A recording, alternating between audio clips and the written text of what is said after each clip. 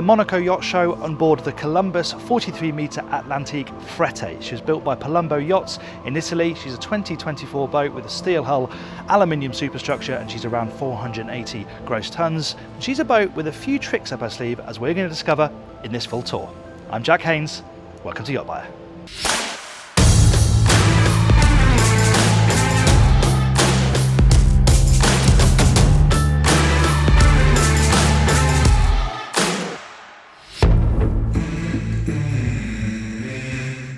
Now we're going to cover this boat from top to bottom, starting up here on the Sundeck right down to the engine room, but on a day like this, where better to start than right up top here, where you have, of course, some sunbathing space. It is the Sundeck after all, but then after that it's more attuned towards dining. You've got this fixed bar with some storage forward, these lovely big bar stools as well that draw up to it so you can line up your drinks and look forward out over the bow, and then a truly enormous dining table. And I like how the marble is beginning to be picked out all over the place here. We'll see this marble theme throughout the boat. It looks really, really nice and just brightens up this area. As you can see, you've got this massive bar area designed to serve what is a huge table.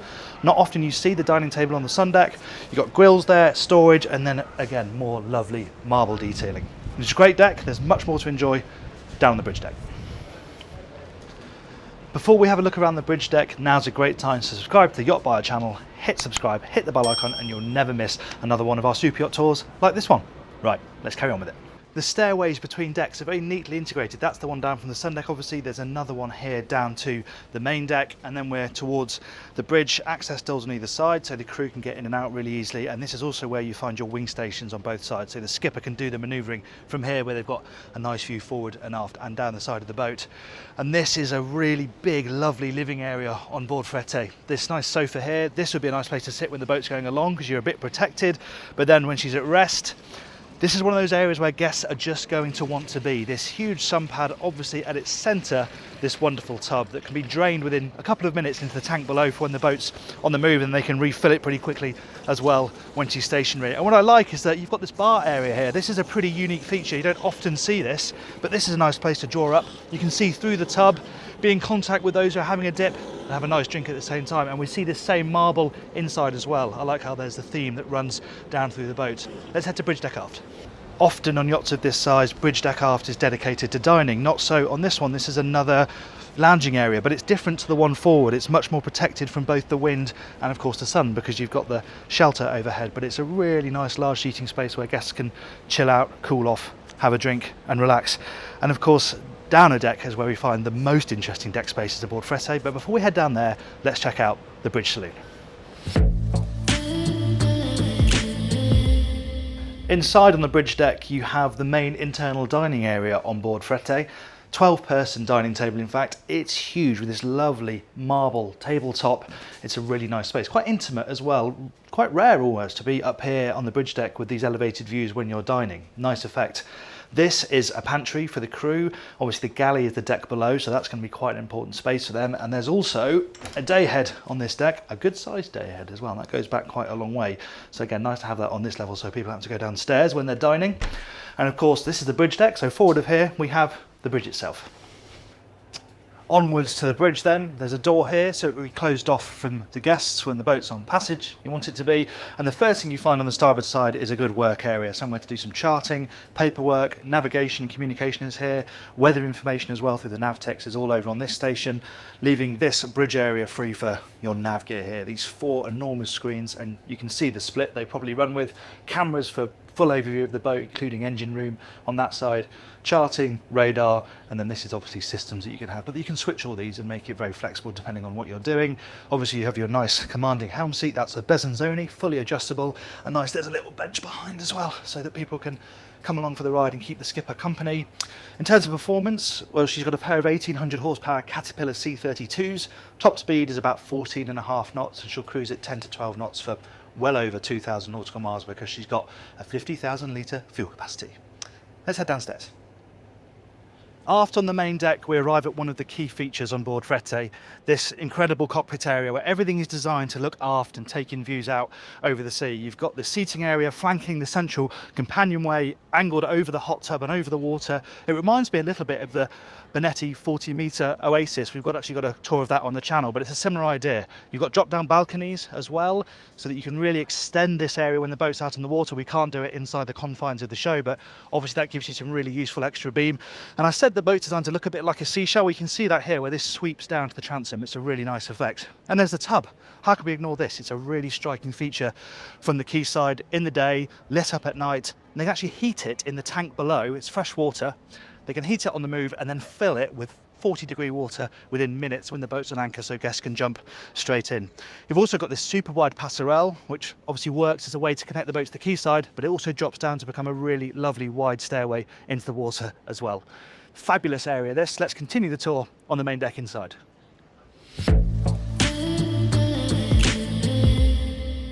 Moving into the main saloon, I like the fact that the first portion of the flooring is teak, so if people are coming in with wet feet, then they're only on the teak, they're not on the flooring inside the saloon. And there's some nice detailing as well. It's very welcoming, this bench here on the port side, this very funky storage area that's designed to look like an oversized suitcase, artwork hanging either side that's really beautifully backlit. It's a very nice place to come into. And as we've seen, the dining space is on the deck above and on the sun deck if you're outside. So this is all lounging space, leaving plenty of room for lovely big softly curved furniture. It's very easy to move around in this area, plenty of floor space, lovely soft rug under my feet here, and these seats drink in views from these huge windows on either side, and there are sliding doors on either side as well. And this is the crew access deck almost. You've got engine room access on that side, access through this door into the pantry and then into the crew space. Starboard side more for guest access to the decks above, and of course you've got this access straight out onto the water, and it means you can get some natural ventilation running through this area as well. Huge TV as well, it's not hidden away, it's there, loud and proud, very easy to see for most of the seats in this area. And if we head forward, we'll continue the owner's cabin. You can close off this area from the saloon using a sliding door here, and there's another access door onto deck over on that side.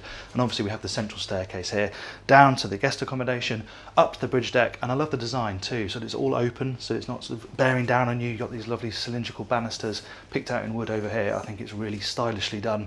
You've got another access door for the crew into their quarters over there, and then this is the day head for this deck, just aft of the owner's cabin. Good size that. Not on this side, so no window, but it's a decent sized space and obviously conveniently located for guests in the day. Right forward we arrive in the owner's cabin. When you first come in, you can close it off for this study area. Huge storage space. The size of the mirror in there is absolutely extraordinary, but a proper walk-in wardrobe opposite the desk, tops in marble. That's a really nice wide workspace if you're going to do some work. Nice space to do it. And it's quite an interesting arrangement. Obviously, you know, yachts of this size, they're pretty bespoke. Clearly this owner wanted more of a living space than a sleeping space. This does convert into a bed, but obviously at the moment it's a sofa. You've got the same marble as you have in your desk over there, picked out on this bulkhead. Enormous TV. It's like a proper cinema room in here with the comfy sofa, chairs on either side. Not a huge amount of depth to this area. Of course, you've got the tender garage for the jet ski and the rescue tender over there, but the payoff is a truly enormous bathroom. And my, has this got a surprise in store. It's not often on the yacht of this size you find a sauna on this deck. It's a big sauna as well. A couple of people would be perfectly comfortable in there. Really nicely kitted out. On the opposite side you have a large shower as well, so you can cool off. You've got a view out there as well. That's where the window is in this cabin. Lovely big bureau behind you with the sinks and another massive mirror, and of course your toilets down here as well. It's an interesting arrangement, but this is a real luxury on a yacht of this size. That's the owner's accommodation. Let's head down a deck and see where the guests sleep. Here on the lower deck, it's a pretty familiar arrangement for a yacht of this size. 4 cabins, all with their own bathrooms. We're going to start forward to port in one of the twin cabins. Now, this is identical to the one on the other side, but it's a good size, and you can see there's plenty of space between the beds, and they're not little narrow twins either. Decent sized beds, so if adults are in here, they're going to be comfortable. Relatively restrained decor, but nice pops of colour from the artwork either side, and they've got a decent hull window as well. No ventilation, but of course every cabin's got air conditioning, but you're going to get some nice natural light in here. Wardrobe storage behind the door. Each cabin's got its own TV and AV as well that they can control. Bureau down here as well as a nice touch, and of course a decent separate bathroom as well. And if we move amidships, we can only go into one of these. One of them is do not access, but they're the same. So we can show you this one. This is a really nice size, and you can actually link these cabins. There's a sliding door there that means you can combine these. If you've got kids, for example, they could sleep in there and you're in one big room, which is quite a nice touch. Another nice touch, an actual walk-in wardrobe. That's pretty luxurious in the guest cabin on a boat of this size. Safe in there, loads of hanging space, some drawers as well. Over on this side, where you find the bathroom. Again, that's a really nice size, and I like the lighting. See how this all links? That's a cool effect. The lighting runs across and then breaks open when you pop the door open. I like that. Bathroom itself, not a patch on the owner's cabin, of course, but it's still a decent size. Large separate shower cubicle over there with a rain shower head. Sink over here, there's a nice view out over the window. Very nice indeed. Right then, let's head to the engine room. Engine room access is via this door on the port side deck.